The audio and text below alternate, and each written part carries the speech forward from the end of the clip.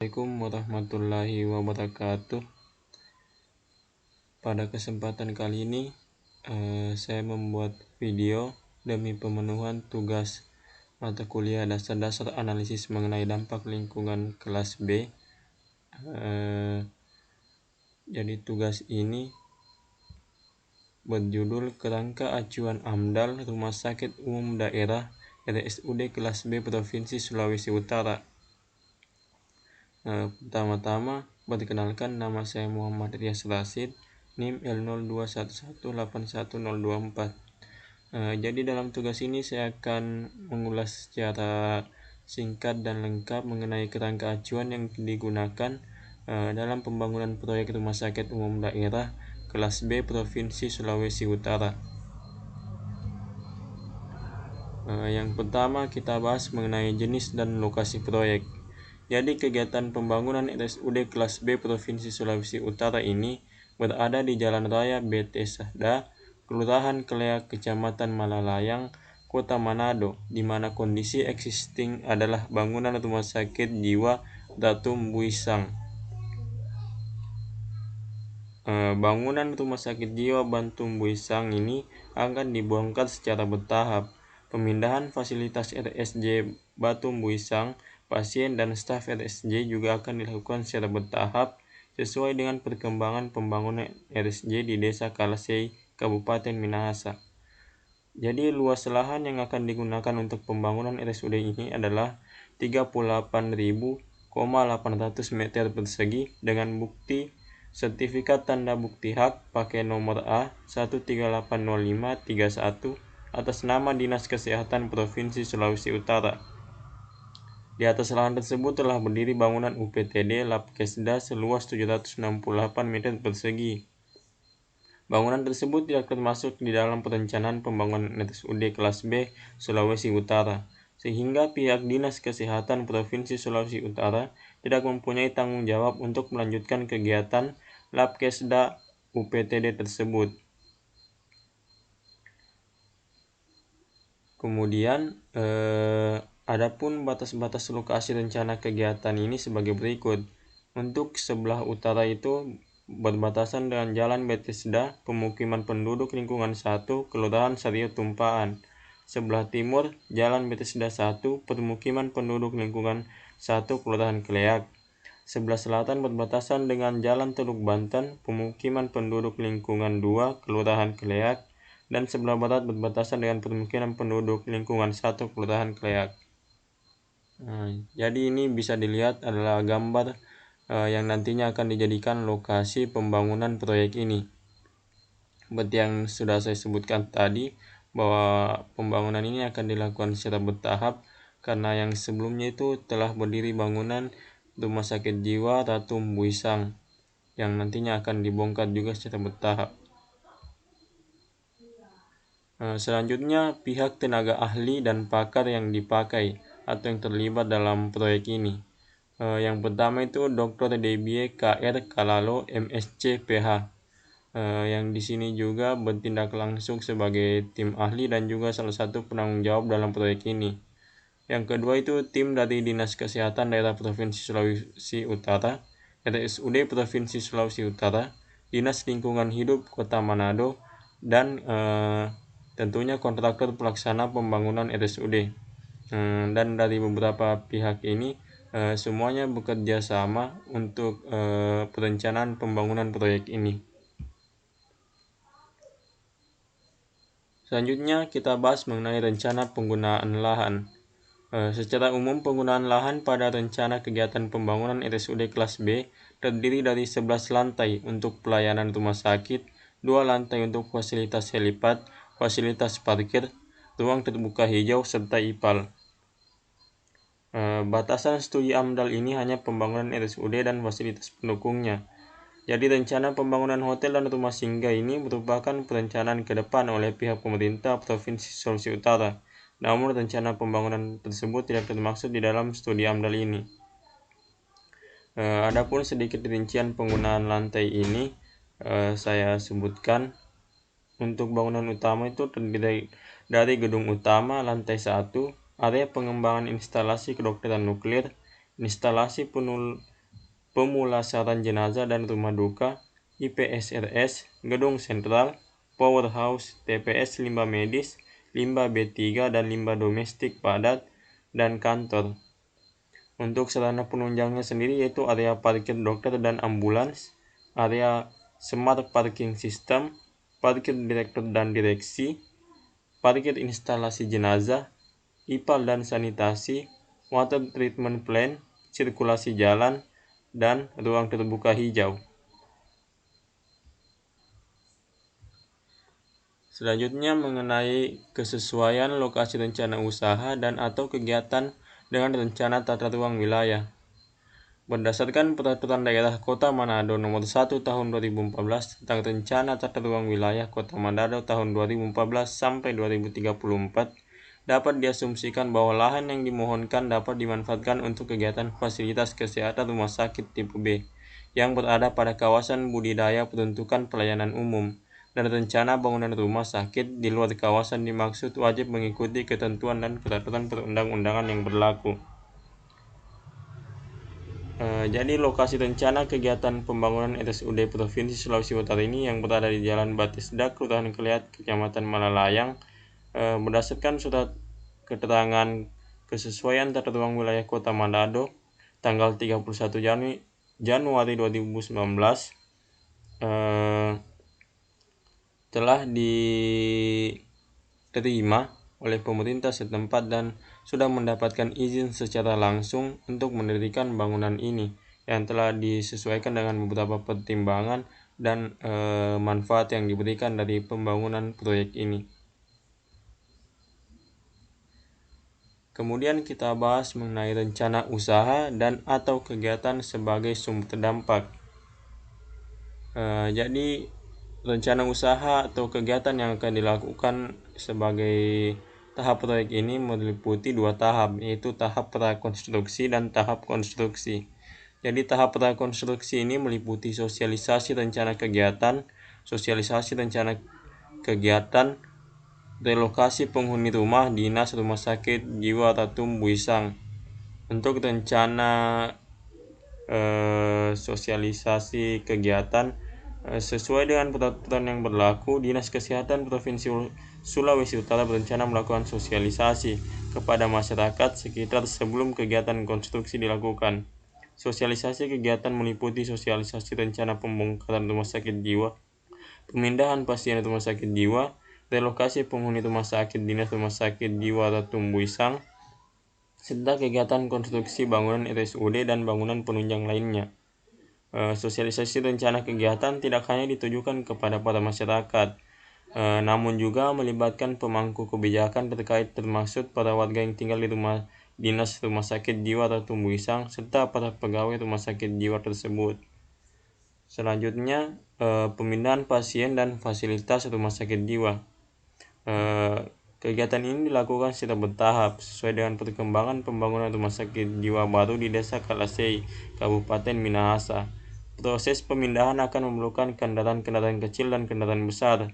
Oleh sebab itu, pihak Dinas Kesehatan Provinsi Sulawesi Utara akan bekerja sama dengan Dinas Perhubungan Kota Manado terkait rencana mobilisasi kendaraan pada saat dilakukan pemindahan pasien dan fasilitas RSJ.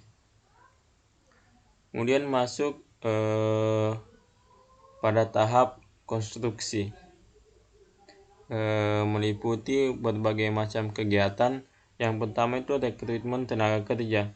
Pada tahap ini salah satu langkah awal yang akan dilakukan adalah rekrutmen tenaga kerja. Tenaga kerja yang dibutuhkan dalam kegiatan ini meliputi tenaga kerja bidang manajemen konstruksi, teknik sipil dan arsitektur, teknik elektro dan mesin untuk pekerjaan mekanikal, elektrikal dan plumbing, administrasi dan tenaga kerja lapangan. Kemudian kegiatan mobilisasi dan demobilisasi alat dan material. Secara umum jenis peralatan yang digunakan pada tahap ini adalah eskavator, dump truck, concrete mixer, kompresor, mesin pemotong, mesin las, mesin bor, mesin serut, scaffolding, molen tangan, dan peralatan safety seperti helm, sepatu boot dan sepatu safety, kacamata safety, sabuk pengaman, dan lain-lain. Selanjutnya, kegiatan pembongkaran rumah sakit jiwa. Kegiatan ini akan dilakukan secara bertahap. Puing-puing bangunan yang masih bernilai jual seperti besi baja dan sebagainya akan diserahkan kepada pihak ketiga melalui mekanisme jual beli.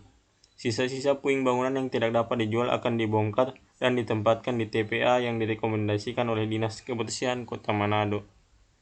Kemudian kegiatan penimbunan dan pemadatan tanah. Pekerjaan penimbunan dan pemadatan tanah dilakukan pada lokasi rencana kegiatan pembangunan RSUD dengan penambahan elevasi permukaan tanah sebesar 1 meter. Volume material timbunan diperkirakan sebesar 30.000 meter kubik. Alat-alat berat yang digunakan antara lain eskavator, box dubber, kompasitor, dump truck, dan sebagainya.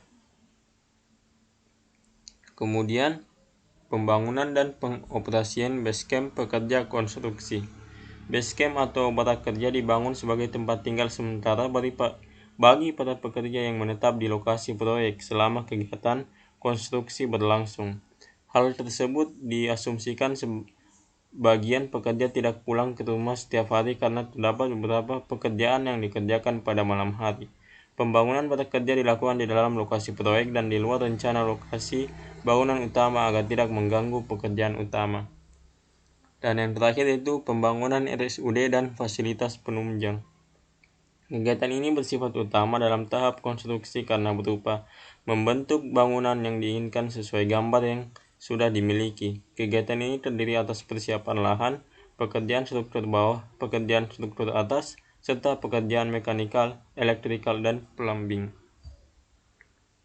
Nah, di sini kita bisa lihat gambar perspektif RSUD Sulawesi Utara yang nantinya dijadikan bahan acuan dan gambarannya bila nanti sudah selesai semua proyeknya.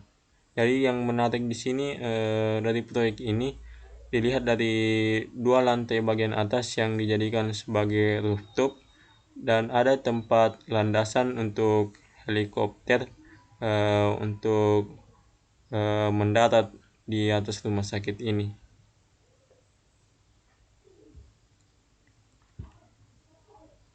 Selanjutnya kegiatan lain di sekitar lokasi rencana usaha dan atau kegiatan.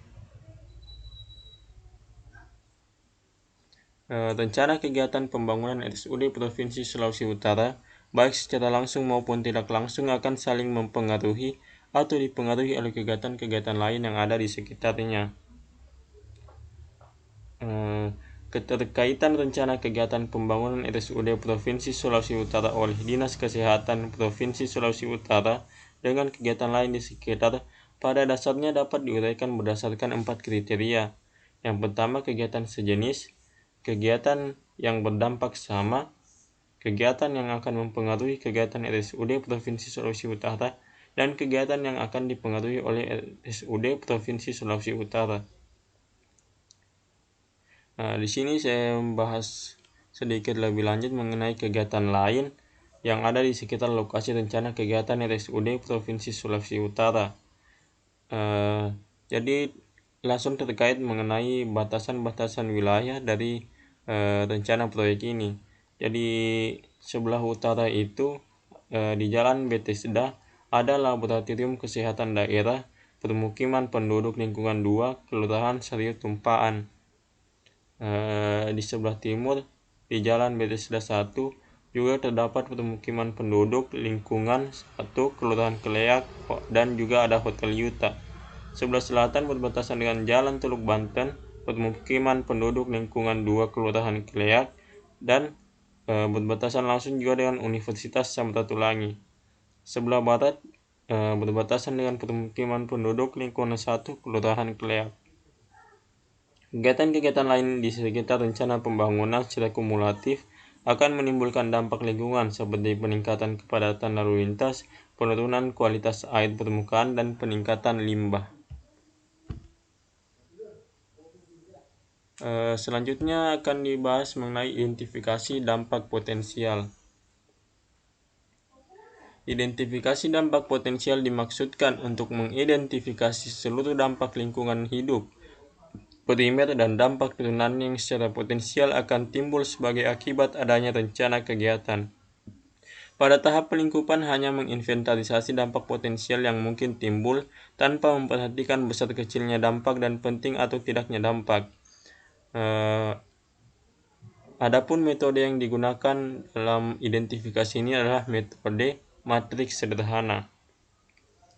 Metode matriks sederhana digunakan untuk melihat interaksi antara komponen kegiatan sebagai sumber dampak dengan komponen lingkungan penerima dampak. Hasil dari metode matriks adalah identifikasi kegiatan yang teridentifikasi sebagai sumber dampak dan komponen lingkungan hidup yang terkena dampak.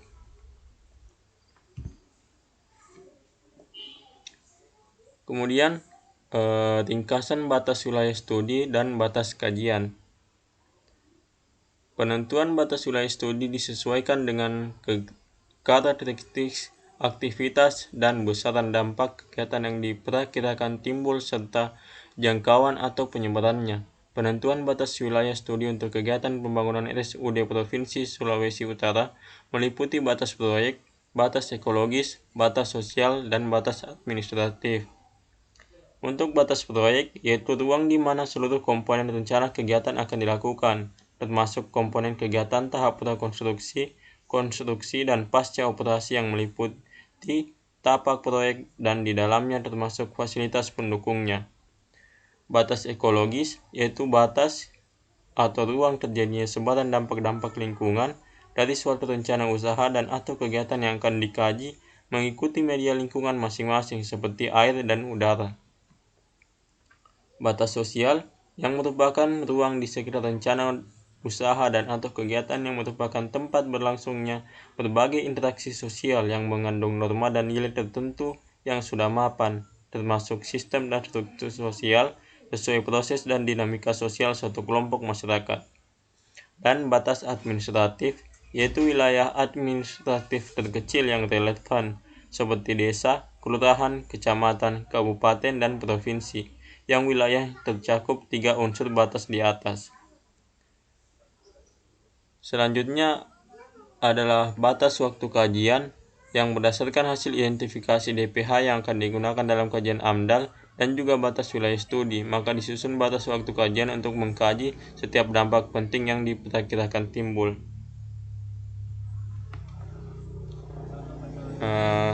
Baik, itulah tadi akhir dari pemaparan materi saya mengenai kerangka acuan AMDAL proyek pembangunan rumah sakit daerah Provinsi Sulawesi Utara. Baik, mungkin itu saja yang bisa saya sampaikan. Lebih dan kurangnya mohon dimaafkan. Wabillahi taufiq wal hidayah. Wassalamualaikum warahmatullahi wabarakatuh.